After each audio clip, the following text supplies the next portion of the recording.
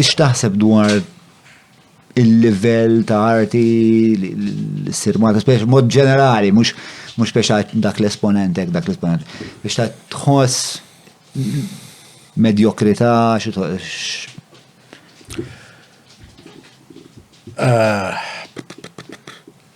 Jien naħseb li l-medjokrità hija dejjem iktar prevalenti fi kwalunkwe pajjiż mhux f'Malta biss.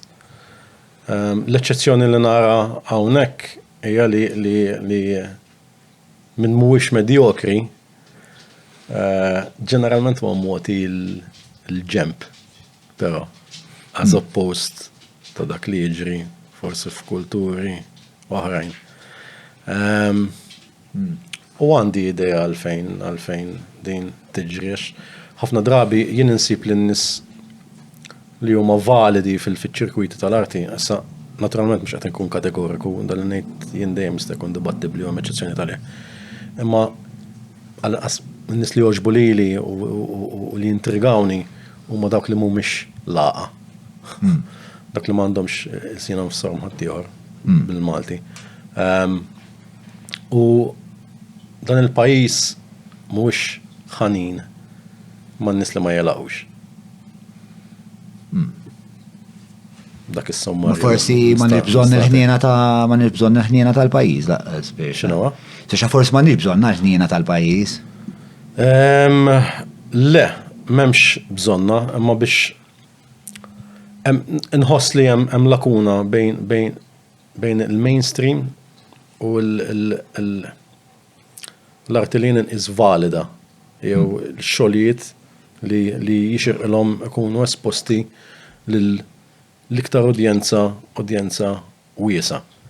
Issa mhux qed ngħid li b'dan il-lakuna jew b'dan in-nuqqas ma jistgħux dawn l-artisti jikkoeżistu fil-kultura tagħhom ma' artisti oħrajn xorta jsir u d-disseminazzjoni ssir. Ma biex ikun hemm paradigm shift sostanzjali naħseb anke fil-gosti popolari tan-nies jeħtieġ li din il-lakuna b'xi mod tiġi eliminata.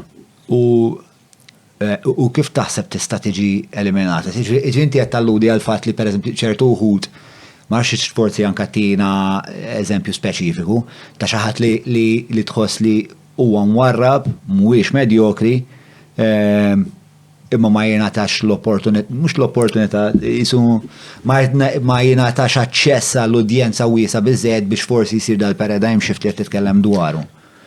Anke iktar programm, anke sempliċi programmi ta' informazzjoni u dibattitu fuq l-istazzjon nazzjonali, ma tħoss li l-affarijiet jibqgħu dejjem fuq livell superfiċjali u kosmetiku ħafna. 100% għalhekk qegħdin hawn.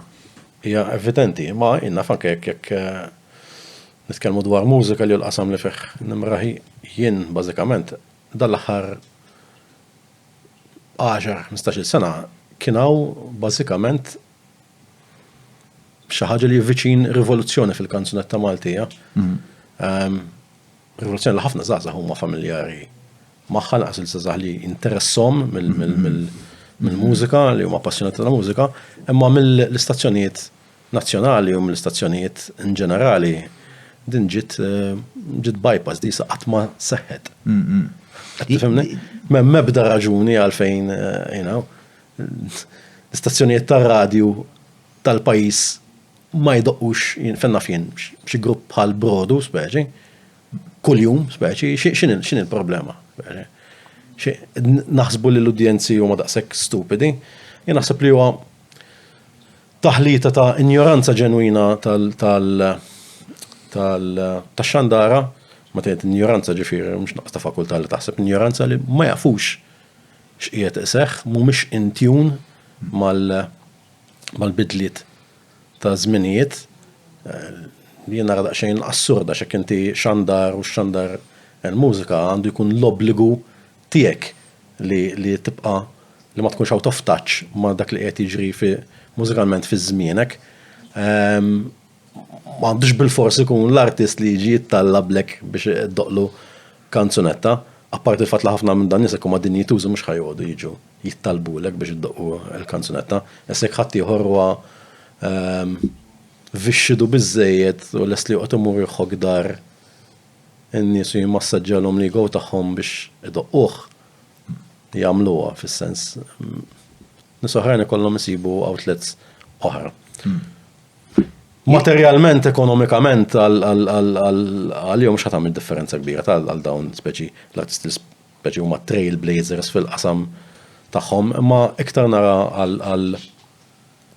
għall-indukrar tal-gosti popolari importanti li l-ultimate beneficiary hija l-udjenza, mhux l-artist. Gawdi kulħadd, gawdi kulħadd xorta waħda x'inti jekk għandek udjenza li qiegħda tiġi indukrata iktar, mela iktar artisti jistgħu ħossuhom liberi li jesprimu ruhom b'ċertu mod as opposed minn mod ieħor. Jien naħseb ħafna minn daw ix-xandara il-policy tagħhom li ma joffendux.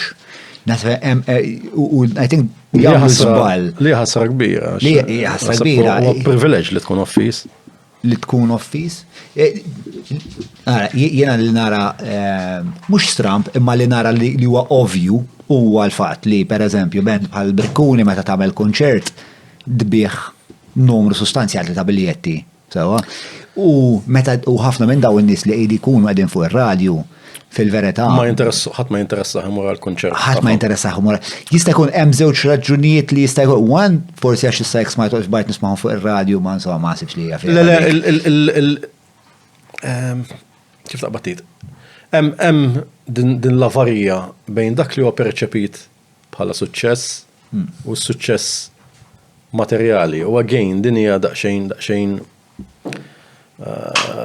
bejn frott l-avvent ta' social media u koll in a way u a distortion li joħolqu r-radijiet lokali u koll fis-sens illum jekk għamilt attività jew whatever u preżentajta b'ċertu mod biex nuża dik il-kelma odjuża professjonali u pakkeġġata vera sabiħ u riklamajta fuq Facebook, fuq mezzi soċjali oħra, whatever, u ħadd ftit ritratti ma' nies li ġew tista' tippakkeġġa bħala suċċess u donnu nies jarawha bħala jien vera mhux aware ta' dal-fenomenu. Bħala tali, jekk tidħol fl-arti viżiva pereżempju, fid-dinja tal-pittura teżista ħafna din l-affari, fejn nisemlek exhibition, jidulek erba' ritratti, opening night, minn perċezzjoni tkun li mnjaf x'interess anqlet din l-eżibizzjoni, ma fil-verità kunu actually ftit dawk in-nies li jkunu ħadu interess fija u l-impatt li ħallit wara jerġgħu kważi negliġibbli. U x'inhi l-inċentiv għall-artist biex jagħmilha lil ħaġa? Nimmaġina biex jibni portafol pubbliku. Qabli anka speċa naħseb din il-photoshoot u hekk tkun parti minn xi għadi ta' photoshoot ma tinnutax pereżempju anke banet ġodda li jiġu kreati fis-sens ikollhom 5 photoshoots u 3 songs. U żewġ kanzunetti rekordi speċi tipo jew paġna fuq it-Times u tipo kanzunetta reġistrata. Single, disproportionate. I guess, ifhem, xorta nemmen li hemm ċertu valur fil-kapaċità li jkollok li ġib l-attenzjoni. Għalmenti saker għal l-affarijiet, ġifier. Saker ma tajlix. Le, jien mhux qed ngħidlek li pubbliċità mhix importanti, imma jekk tippubbliċizza ara li għandek x'tipubbliċizza. Issa, mbagħad għandek situazzjoni oħra fejn il-pubbliċità mogħtija tagħti letteralment stampa distorted ta' dak li materjalment tal-impatt materjali li qed taħalli artist, whatever. Anke jekk nieħdu ċertu stalwarts tal-mużika lokali, jgħidu l-pop starlets li għandhom xogħol nidħol nsemmi ismijiet. Il-perċezzjoni hemm barra huma l dawn jgħixu fuq il-mużika oriġinali tagħhom li jagħmlu income. Jgħixu fuq il-persuna tagħhom li differenti ħafna. Ma dak artist fallut jien għalija.